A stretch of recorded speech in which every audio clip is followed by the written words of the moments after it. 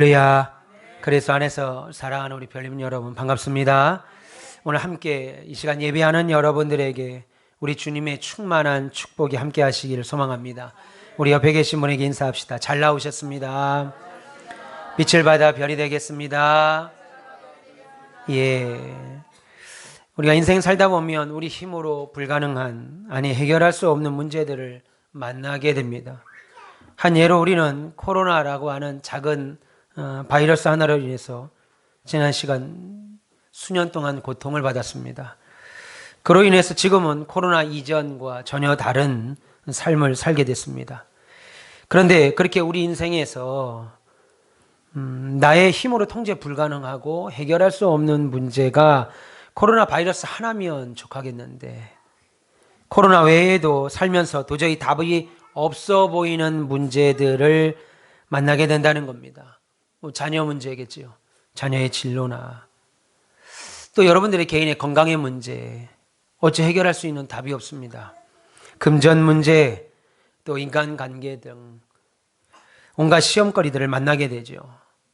그뿐 아니라 신앙생활하면서 우리 교회는 장년시대를 받았고 그곳에서 가르치고 전파하고 치유하는 비전들과 새 예배당 건축이라는 분명한 사명까지도 우리가 받았고 지금 감당하고 있습니다.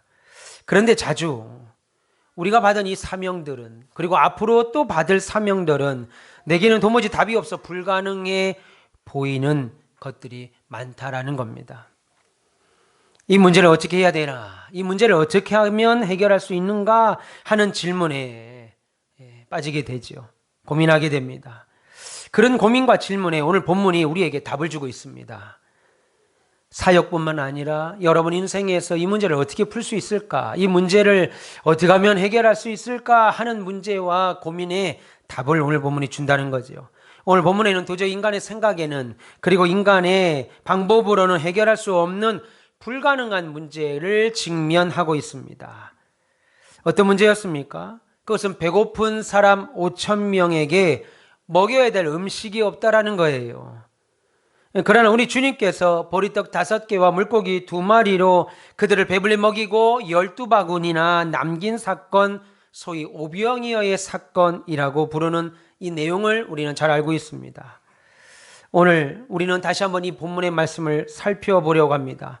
그래서 오늘 본문에 나오는 이 오병이어의 사건은 우리가 살면서 만나는 불가능한 문제들, 해결 가능하지 못한 어려운 일들, 우리 교회가 받은, 그리고 앞으로 받아서 또 실현해야 될 온갖 어쩌면 가능해 보이지 않은 사명들 감당하게 하는 방법에 대해서 우리에게 말해주고 있다는 거죠. 오늘 본문의 말씀을 통해서 우리를 시험하고자 하심이라 라고 하는 제목으로 하나님 말씀을 이 시간 선포할 때 우리 교회와 저와 여러분들을 향하신 주님의 일하는 방식을 아셔서 믿음으로 그 시험을 넉넉히 통과하여 불가능한 역사들을 이루어내므로 멋쟁이 신자들로 사시는 저와 여러분 되시길 주님의 이름으로 축원합니다.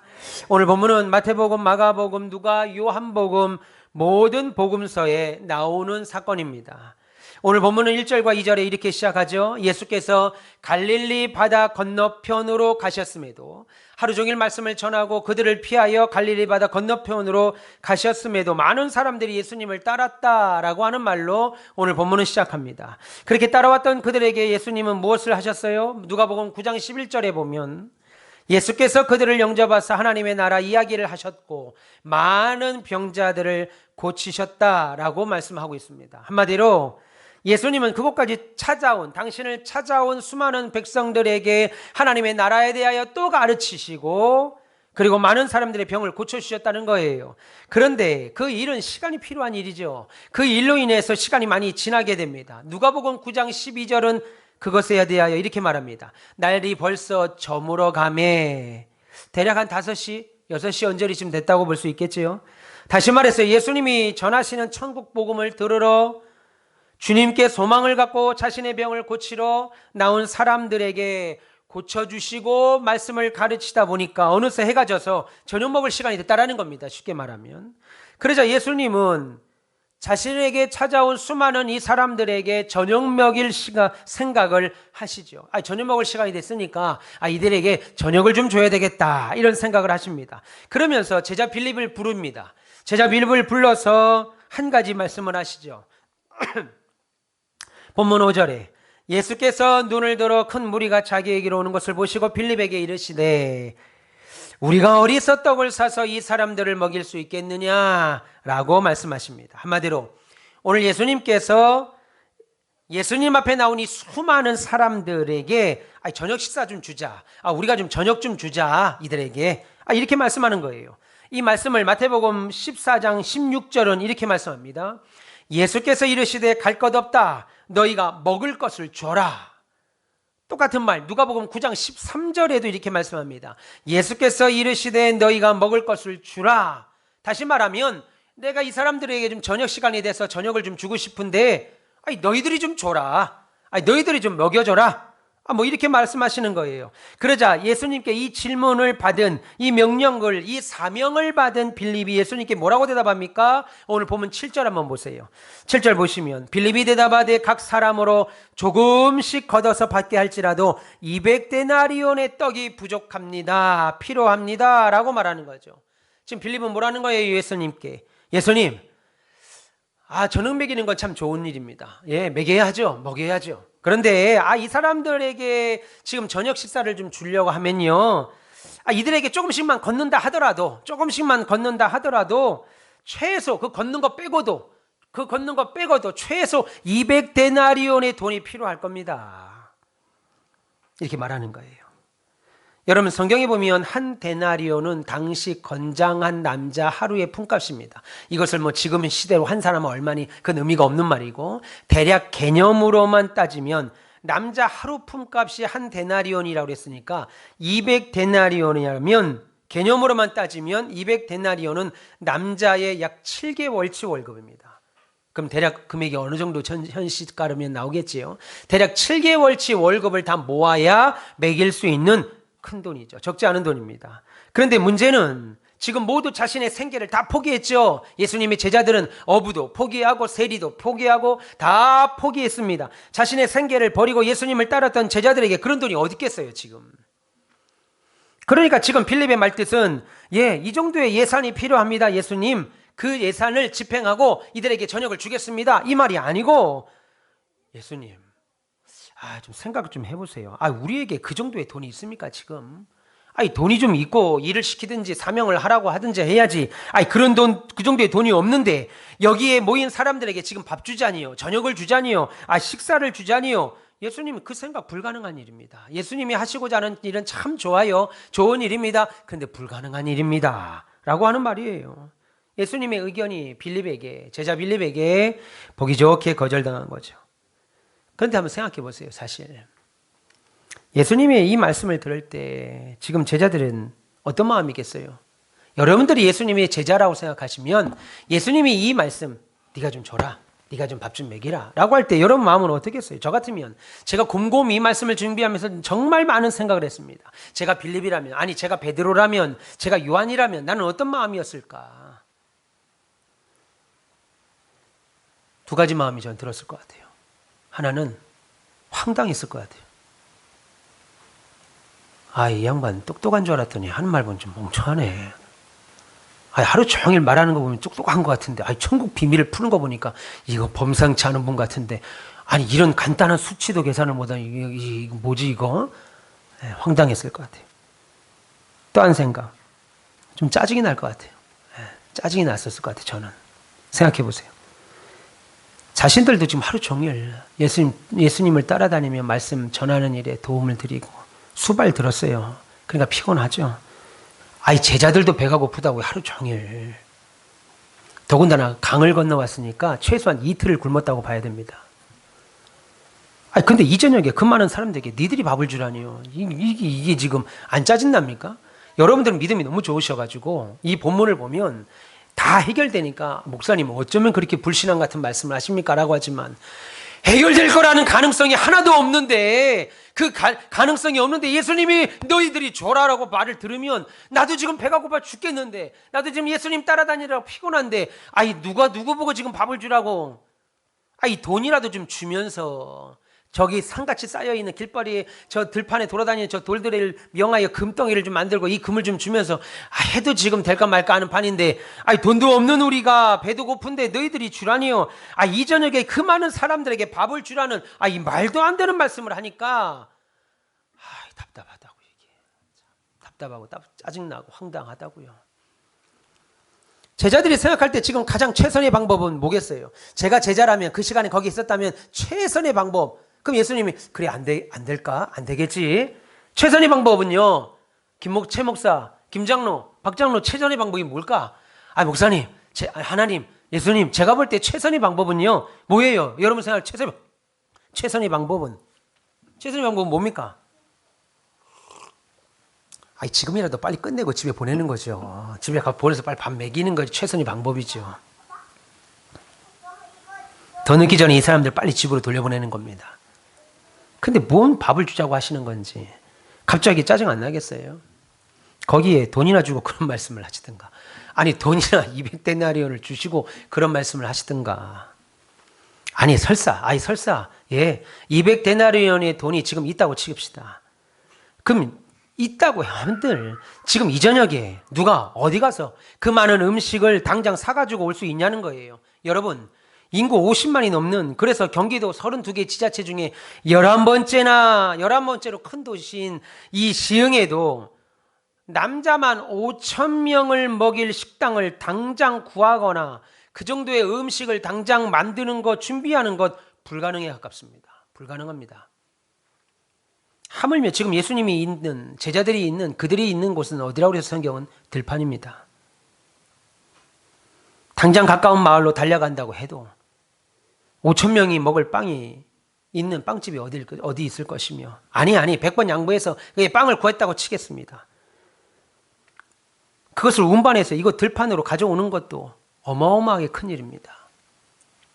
제가 군대에 있을 때 저는 후방에 있어서 대대라고 해도 대대 인원이 채 200명이 되지 않았습니다. 전쟁이 나면 완전 편대가 돼서 원래 중대가 한 200명쯤 돼야 되는데 대대가 한 200명 정도 됐어요. 우리 공병대는. 근데 어느 날 빵이 우리 가까운 곳에 삼립빵 공장이 있었습니다. 근데 그 빵이 유통기한이라는 것이 있잖아요. 법적인 이제 유통기한이 없어졌다고 하더라고요. 이제 유통기한이라는 게 법적으로, 빵은 상한 게 아니라 법적으로 이 물건을 만들면 유통할 수 있는 법적으로 기한이 있습니다. 그게 유통기한인데 우리나라는 그거를 빵을 먹고 안 먹고의 기한으로 따지다 보니까 문제가 좀 발생한 거죠.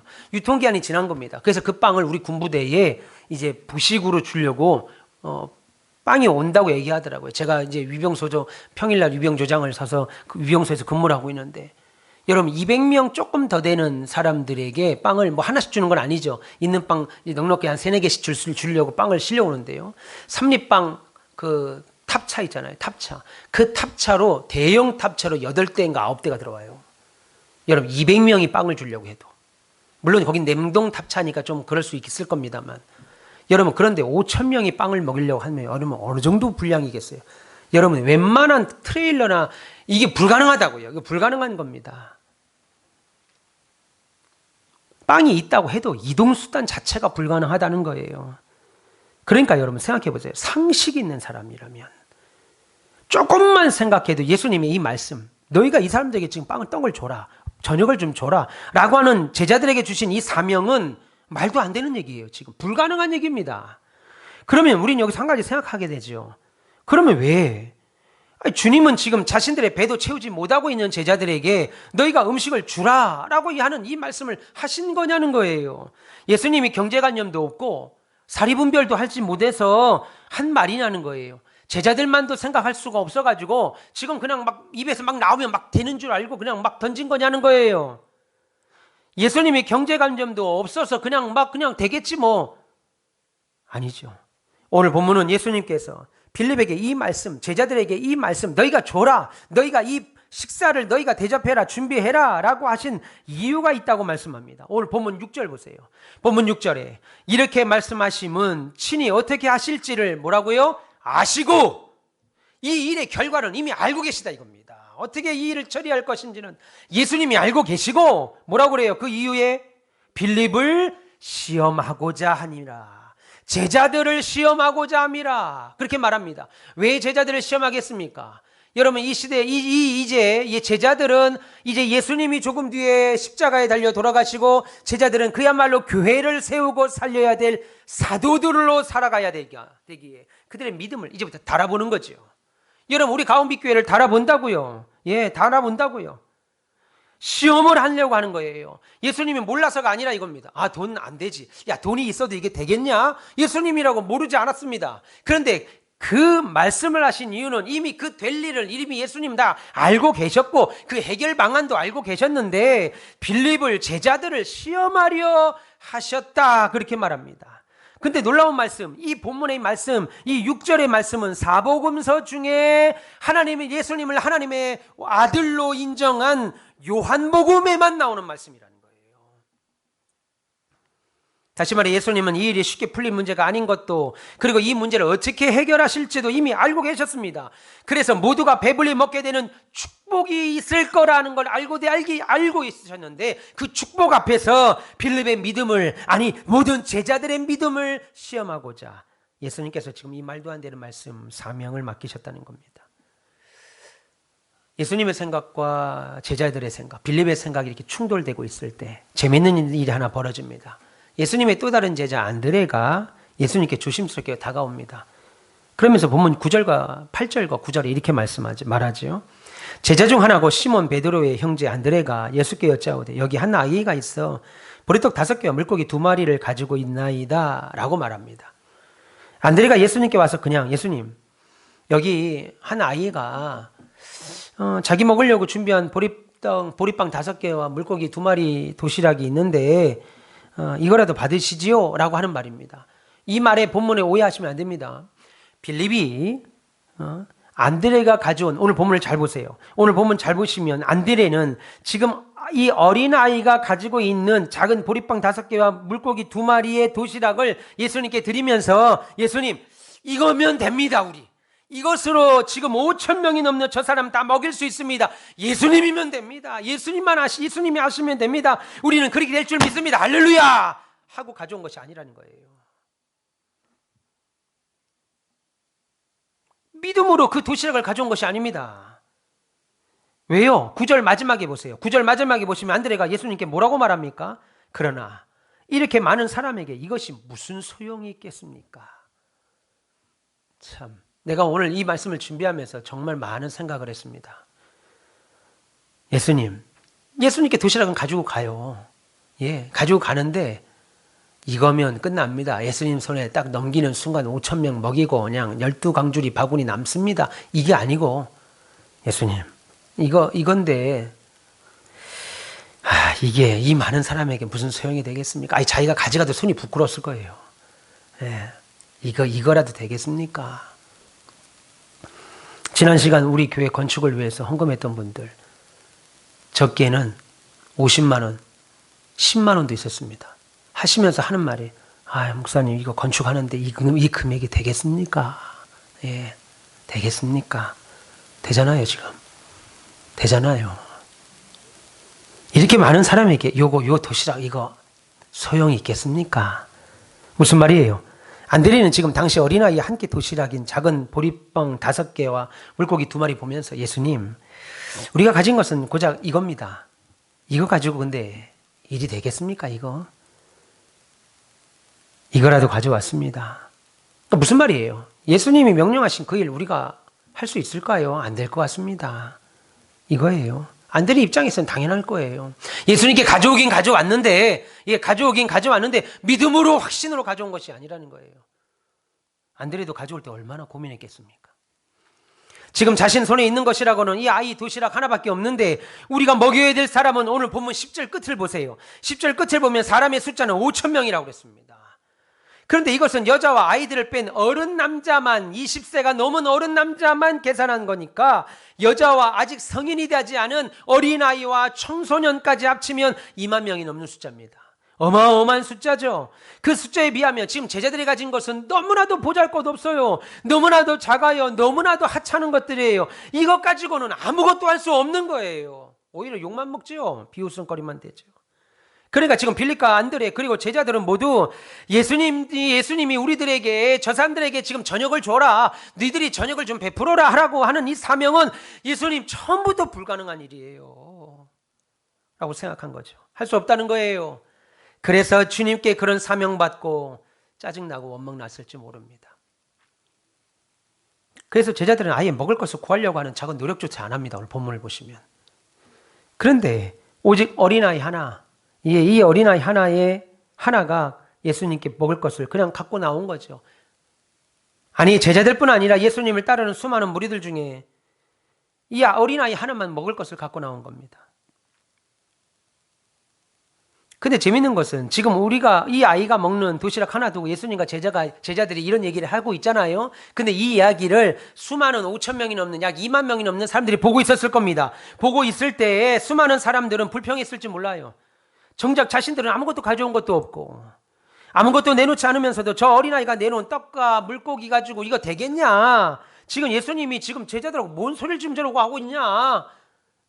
왜 희망 고문만 하냐? 안 주려면 안 줘서 빨리 보내든가, 줄 거면 어떻게 빨리빨리 해가지고 돈을 걷어서 좀 내려서 빵을 좀 얻어주든가.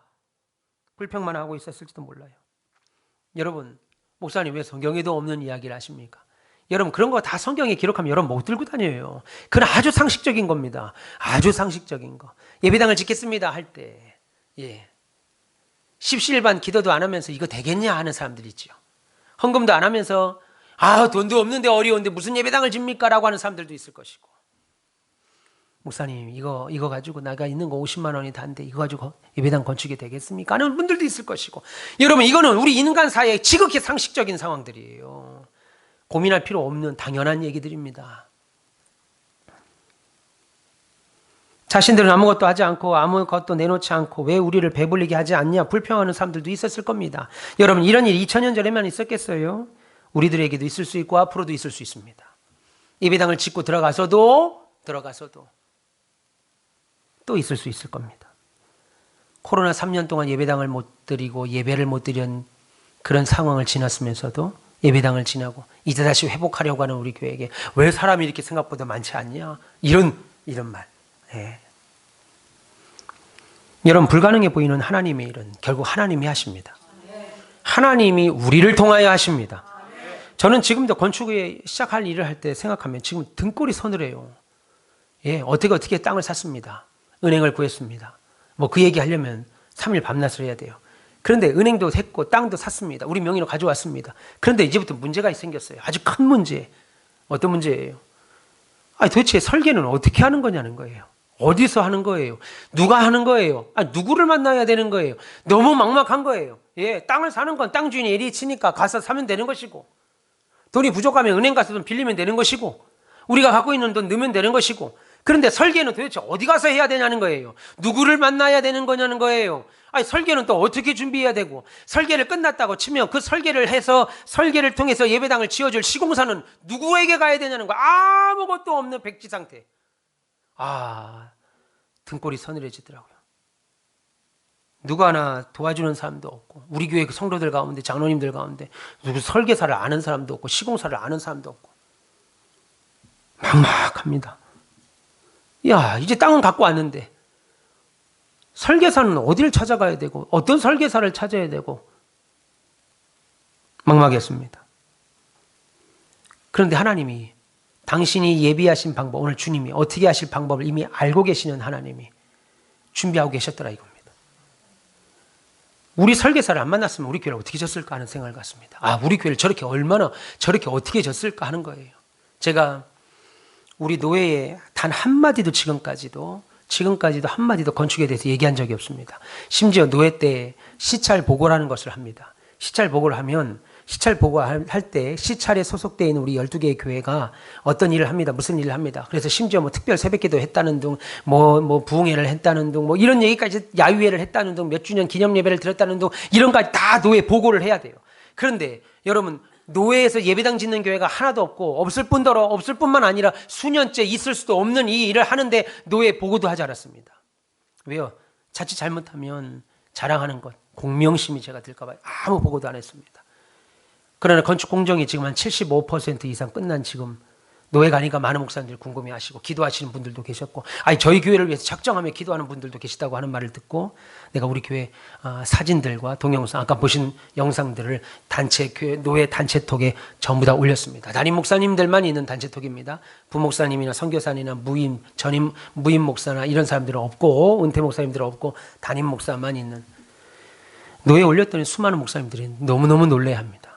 예배당 짓는다는 건 알았는데 이 정도일 줄 몰랐다 이겁니다. 예. 목사님 힘내시고 준공까지 더 많이 기도하겠습니다. 목사님들이 노회장 목사님부터 부총회장 목사님까지 전부 다 댓글을 다시고, 달아줬다는 것에 의미를 두는 게 아니라 그분들이 우리 가온빛교회가 하나님 앞에 귀하게 쓰일 겁니다 라고 하는 이구동성으로 하는 고백에 하나님께 영광을 돌리게 되더라는 겁니다. 제가 처음에 땅을 갖고 왔을 때, 우리 교회 명의로 저 LH에 있는 종교부지 5번째 땅을 받았을 때, 땅을 가져왔을 때는 기뻤는데 이 뒤로 뭘 어떻게 해야 될지를 모르겠는 거예요. 아니 누구를 찾아가야 될지도 모르겠는 거예요. 막막하더라고요. 그런데 목사님, 우리 방석진 목사님을 통해서 설계사를 만나게 됐습니다. 그런데 그분을 통해서 만나게 된 것, 그분이 자리를 주선한 게 아니라 당신도 예배당 건축에 마음이 있어서 여러 곳을 알아보다가 그냥 전화번호 하나를 주신 거예요. 근데 그 전화번호 제가 받아서 연락을 했더니 그래서 만나게 됐습니다. 근데 그 설계사분이, 지금 우리 설계하신 설계사분이 자신을 어떻게 알고 오셨냐는 거예요. 교단이 어리시냐고 묻는 거예요. 뭐 여러 가지를, 예배당 건물 짓는데 뭐 교단까지 묻는가 했더니 자기는 이단이나 불건전한 고단에 그 예배당은 짓지 않는다는 거예요. 그러면서 뭐 쭉 이야기를 하더라고요. 전국구 설계사입니다. 근데 그 설계사를 만나서 설계가 거의 끝나갈 때쯤 설계 건축 허가를 받으려면 설계도와 함께 그 시공사를 함께 첨부를 해야 건축 허가가 나옵니다. 그런데 시공사를 어디서 구할지를 모르는 거예요. 이 양반도 안 알려줍니다. 왜냐하면 자기는 시공사를 소개시켜준 적이 별로 없대요. 소개시켜줘서 잘못된 경우들이 서로 간에 많으니까. 그런데 이 시공사를 자기가 소개를 시켜주더라고요. 그 이후에 여러 하나님의 일이 아니면, 하나님의 능력이 아니면 해결할 수 없는 일들을 해결하면서 여기까지 왔습니다. 불가능해 보이는 하나님의 일은 하나님이 하십니다. 하나님이 몰라서, 예수님이 멍청해서, 우리도 이해하는 걸 예수님이 이해를 못해서 우리에게 맡기잖아요. 예수님은 방법을 알고 있기에 우리에게 맡기는 겁니다. 왜요? 시험하려고. 우리의 믿음을 시험하려고. 그것을 받을 만한 목사가 믿음의 그릇이 되냐 이겁니다. 그 일을 감당할 만한 장로가 그릇이 되냐 이겁니다. 권사 집사가 그릇이 되냐 이겁니다. 너희들이 그런 축복을 누릴 만한 그릇이 되는가? 주님이 시험하기 위해서죠. 여러분, 사명을 위한 기도 마찬가지고 헌신도 마찬가지입니다. 우리가 기도하는 거 별것 아닌 것 같고, 여러분이 우리가 가진 것, 우리 눈에는 보잘것 없이 작아 보이지만 하나님 그거 받으시고 하나님이 그거 누구보다도 세상에서 가장 크게 활용하십니다. 여러분, 우리 교회가 지금 여기 이 장현의 종교부지에 예배당을 질 거라고 누가 알았겠습니까? 우리 주소가 나왔습니다. 장현 능곡로 38입니다. 우리 건물 주소가. 그런데 생각할 때 예전에 있던 교회에서는 도두머리 길 19였어요. 길. 근데 우리 땅은, 우리 건물은 무슨 로 38로 딱 끝납니다. 로가 길이죠. 근데 어느 교회는 길이 돼 있고 어느 길은 로예요. 주소가. 이 로하고 길이 무슨 차이인가 했더니 길은 도로에서 길로 빠져들어간. 그래서 제가 살고 있는 사택의 주소가 장현 5길, 이게 뭐 그런 거예요. 다 설명할 수 없습니다. 영상을 찍고 있으니까, 우리 집 주소 노출되니까. 길이에요. 그런데 우리 교회는 그 로에서 갈라져 쪽길로 나가면 길입니다. 그래서 예전엔 도두머리 길이었어요. 근데 지금은 대로, 아주 큰 길, 장현 능곡로, 장현과 능곡을 관통하는 능곡로 앞에 있어서 우리 교회가 장현 능곡로 38입니다. 38번째 건물.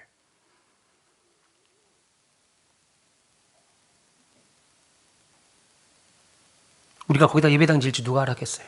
저 뒤에 현수막 나갈 때 보시기 바랍니다. 2023년은 교회 건축 준공의 해입니다. 여러분, 우리가 2019년, 2018년, 2021년, 2020년, 박장로님, 2023년은 교회 건축의 해라고 생각했습니까? 생각도 못했어요.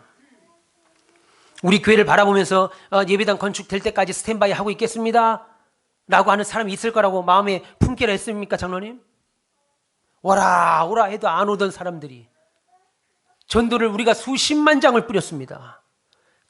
그래도 안 왔던 사람들이 우리 교회가 질 때까지 스탠바이 하고 있겠습니다 라고 하는 사람이 있다라는 사실을 들으셨냐 이겁니다. 그러니까 하나님의 일은 하나님이 하셔요. 여러분이 가진 것이 작아도 그 어떤 것보다도 크게 쓰신다는 거예요. 그 헌신들 통해서 역사하실 하나님만 우리가 바라보면 되는 겁니다. 하루 종일 예수님 따라다니며 말씀드렸던 허기진 2만 명이 넘는 사람들은 자신들 먹을 것 하나 싸울 수 없었던 가난한 사람들이 대부분이었습니다. 그런 가난한 사람들 중에 한 아기가 지금 예수님 앞에 자신의 먹을 걸 내놓은 거예요. 아시다시피 아이들 먹는 거 참기 어렵죠. 참기 어려워요. 근데 그 어린아이는 자기 먹을 걸 예수님께 드렸습니다. 그러자 그 아이를 통해서 하나님의 역사가 일어났습니다. 어린아이의 작은 도시락이 예수님께 오자 5천 명이 넘는 2만 명이 넘는 사람들이 먹고도 남는 예수님의 역사를 주님이 만들어냈다고요. 제자가 아니고 어린아이가 아니고 도시락 자체가 만들어낸 게 아니라 예수님이 만들었다 이겁니다. 여러분, 그 당시에 있던 사람들이 심지어 예수님의 제자들까지도 두 손 놓고 있을 때 이 도시락이 예수님 손에 옮겨질 때 예수님은 기적을 발했습니다. 그리고 또 한 번에 이해할 수 없는 모습을 보게 되죠. 여러분, 우리가 불가능한 상황을 가능케 하는 것이 우리의 작은 헌신이라면, 두 번째로 우리가 만난 불가능의 상황을 가능하게 하는 것은 순종입니다. 보면 10절 보세요. 예수께서 이르시되 이 사람들로 앉게하라 하시니 그곳에 잔디가 많은지라 사람들이 앉으니 수가 5천 명쯤 된다. 그렇게 말씀하죠. 예수님은 아이의 작은 도시락을 받자마자 제자들에게 사람을 앉히라고 말합니다. 그런데 동일한 기록이 기록되어 있는 누가복음을 보시면요, 50명씩 무리지어 앉혔다고 그랬습니다. 50명씩 무리지어 앉히니까 몇 모듬이 나와요? 요즘 아이들 배우는 것처럼 모듬? 한 모듬이 50명이니까 5천 명이면 100모듬. 그죠? 100 맞습니까? 예. 복 받을 겁니다. 예. 100모듬. 1000모듬 아닌, 100모듬 그러네요. 예, 웃자고 하는 겁니다. 알고 있었는데. 100모듬. 예. 100모듬씩 모여서 따로 이렇게 앉아 있었습니다. 근데 보세요. 100모듬씩 앉으면, 박찬호님, 저 예수님이 계신 곳에는 지금 물고기와 보리떡이 상같이 쌓여 있어야 되죠. 아니, 채소를 앉으라고 했으면 쌓여 있어야지, 지금. 근데 앉아 있는 동안에도 물고기는 몇 개예요? 보리떡은 몇 개예요? 야, 이거 지금 앉으면서도 이거 앉아도 되나, 이거? 앉아봐. 야, 이거 앉아, 예수님 손 봐봐. 저거 지금 우리 놀리려는 거 아니겠지? 앉아봐. 이게 앉을 수가 있겠냐고요. 최소한 앉으라고 하면 예수님 뒤쪽에는 막 그냥 빵과 고기가 산같이 쌓여 있어야 앉으면서 기쁨으로 좀 앉죠. 아유, 저거 언제 주나? 우리 가서 좀 도와야 되지 않나? 이런 생각이라 하지. 지금 앉으려고 하는 폼을 자꾸 안고 있는데 예수님 손에 든 거는 보리떡 5개, 물고기 2마리니까. 우리야 이 이야기 끝을 다 알고 지금 말씀을 들으니까 물과 빵과 고기를 다 먹고 먹은 뿐만 아니라 배부르게 먹은 것뿐만 아니라 12바구니나 남았다는 사실을 아니까 지금 50명씩 앉으라는 말이 전혀 낯설지 않죠. 어색하지 않아요. 당연히 앉아야지. 빨리 가서 앉아야지. 그래, 빨리 가서 밥 먹지. 노예 때 식당이 좀 부족하니까 목사님들이 하나같이 이제 노예 마지막 점심시간 때 광고를 합니다. 예배 잠시 폐하고 회의를 폐하고 점심 광고합니다. 이제 식당이 2층에 있습니다. 3층에 있습니다. 그럼 하나같이 다 광고 듣는 게 아니라 빨리 가서 빨리 가야 자리에 앉는다고 그래요. 빨리 가야 됩니다. 그 말을 들으셨는지 목사님께서, 선배 목사님이 50세 미만은 좀 늦게 가십시오. 50세 미만은. 목사님 50인데요. 딱 50인데요. 올해요. 만입니까? 만입니다. 가세요. 만 아닌데요. 앉으세요. 왜 갑자기 만으로 바뀌어가지고 저 올해 만으로 아니면 50인데요. 만으로 40 앉으세요. 50 이상만 가십시오. 50명씩 앉으라고 할 때 먼저 가야죠. 예. 전혀 어색하지 않아요. 우리는 이미 결과를 알기에. 그래, 50명씩 앉아야 나눠지는 것도 쉽지. 우왕좌왕하지 않고. 그런데 지금 제자들 입장에서는 날은 더 저물어가지고, 아까 얘기할 때보다 더 어두워져 지금. 날은 더 어두워지고 끼껏 있는 거 해봐야 지금 보리떡 5개, 물고기 2마리밖에 없고, 그리고 거기에 예수님은 설상가상으로 눈치껏 베드로가 눈 깜빡깜빡하면 이렇게 알아서 가라, 보내라 해야 되는데 50명씩 나눠 앉히라고 하니까 제자들의 속마음은 어떻게 되겠어요? 타들어가 지금. 우리 목사님 전혀 성경에도 없는 말을 저렇게 하시네. 불신자와 같은 첫 말씀하시네. 그렇게 볼 거 없습니다. 상식인 거예요. 아주 상식적인 겁니다. 속 안 타겠어요? 아까 보내려면 단 1분이라도 빨리 보내야 되는데 이 말 하면서 한 20, 30분 더 갔을 거라고요. 지금 해는 더 어두워져. 좀만 더 가면 아이 못 보내. 이제는 진짜 밥 줘야 돼요. 납득 안 가죠? 여러분, 예수님이 앉히라라고 할 때 앉힌다의 말 헬라어 원뜻은요, 그냥 저기 가서 앉아, 저 의자 가서 앉아라는 말이 아니고 식사 자리에 앉는다는 의미입니다. 야, 식탁에 와서 앉아라. 이게 무슨 뜻이에요? 그냥 식탁에 와서 앉으라는 얘기예요? 밥 먹으라는 얘기죠. 그 의미에 여기 앉힌다는 말은 그냥 의자에 앉는다는 뜻이 아닙니다. 그래서 먹을 것도 없는데 앉혀만 놓으면 뭐하나 라고 불평하는 사람이 제법 생길만도 한데 놀라운 장면이 이제부터입니다.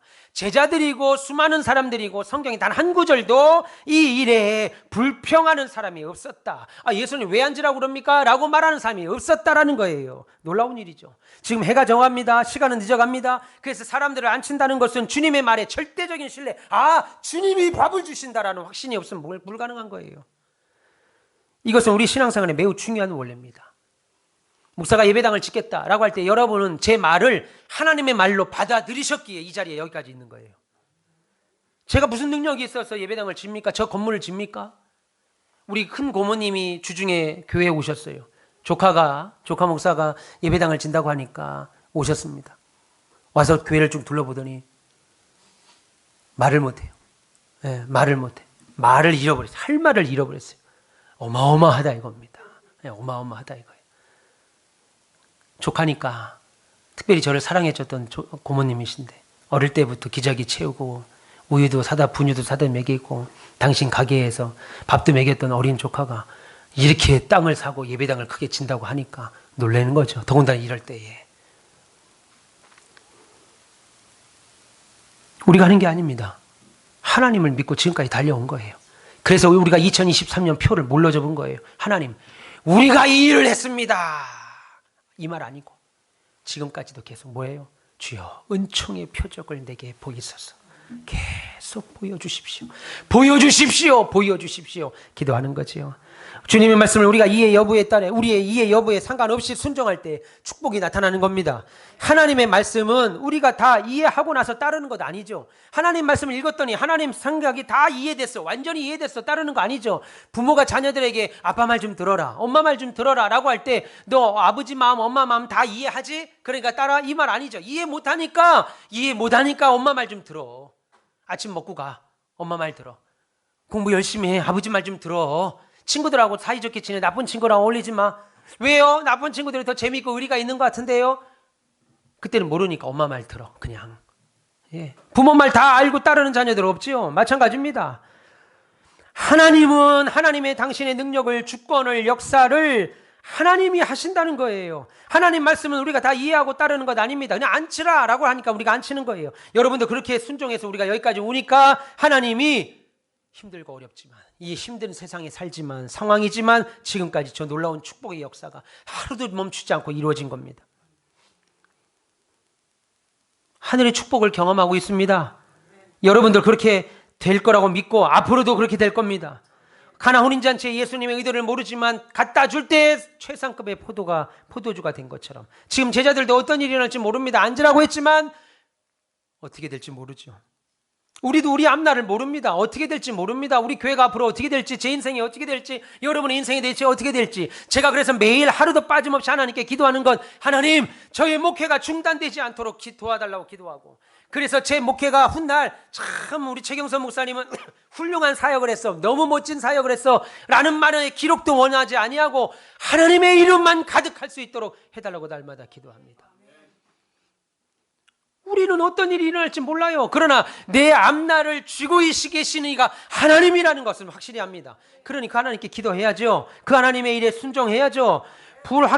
불가능한 상황과 불가능한 일을 만났던 제자들, 그들에게 주님만 있었으니 그 주님을 붙잡아야죠. 그래야 그 주님이 우리가 해결할 수 없는 문제를 해결한다는 겁니다.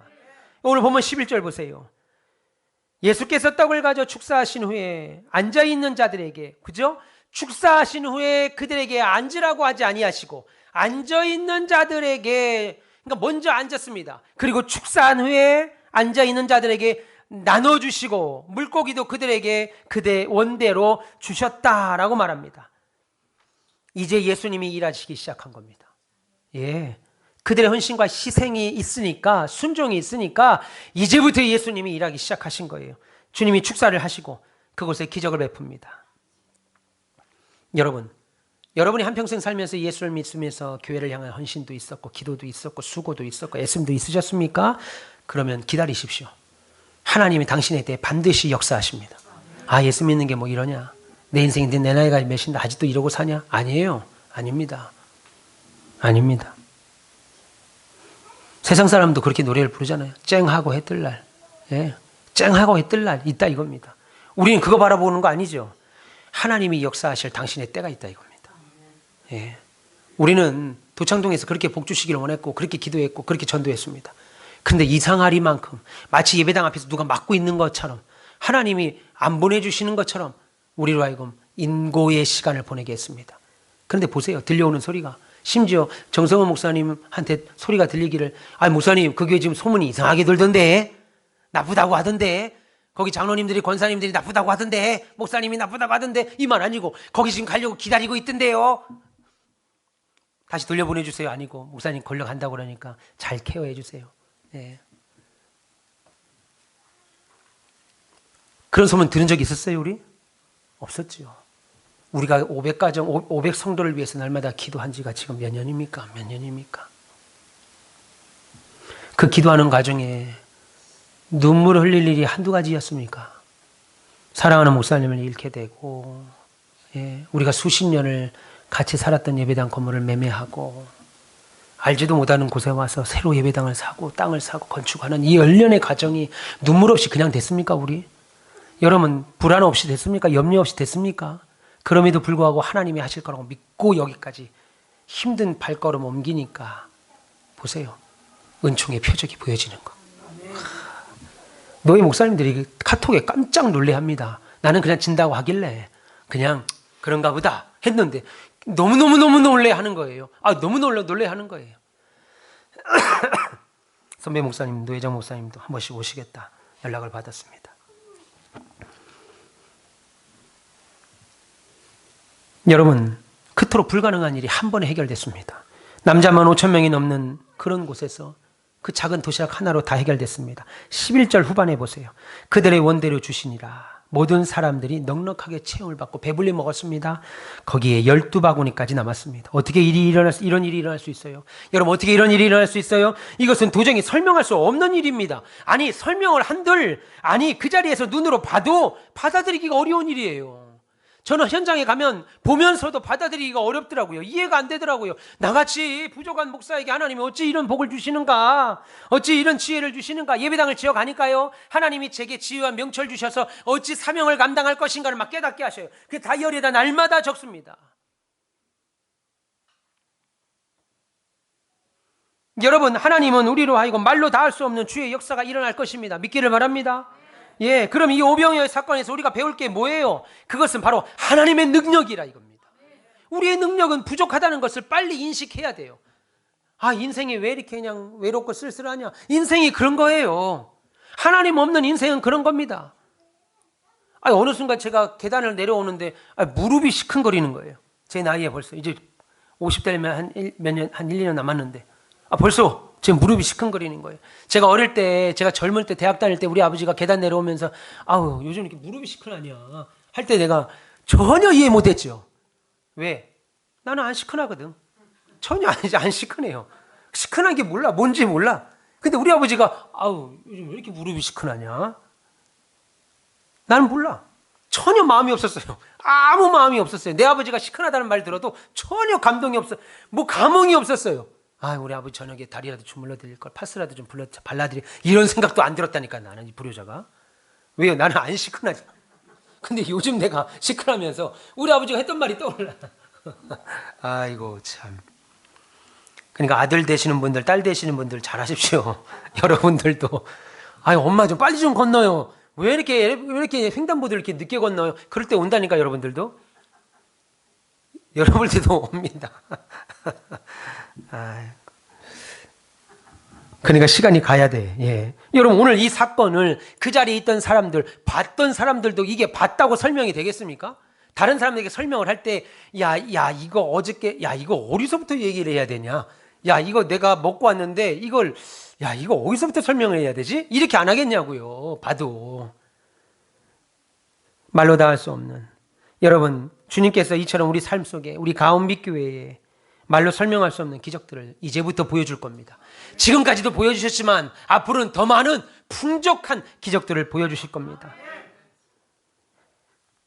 그래서 하나님의 능력을 믿으셔야 돼요. 예, 우리가 불가능하다고 생각하는 문제, 도저히 해결받을 수 없다고 생각하는 문제, 하나님이 개입하시면 겨우 간신히 해결되는 것이 아니라 넘치게 해결됩니다. 넘치게, 우리가 할 수 없는 일 넘치게 해결됩니다. 저들이 누군데 우리 교회 와가지고 저렇게 정성스럽게 공사를 하고, 저들이 돈 한 푼 안 주면은 일하겠습니까, 그들이? 그런데도 하루도 빠짐없이 돈이 지급되니까 지금 그들이 와서 일을 하는 거 아니겠어요? 놀랍다. 예. 제가 뭐라고 저한테 저 갈면 버선발로 나와서 인사를 하고, 한평생 본 적도 없는 양반들이 참 놀랍다.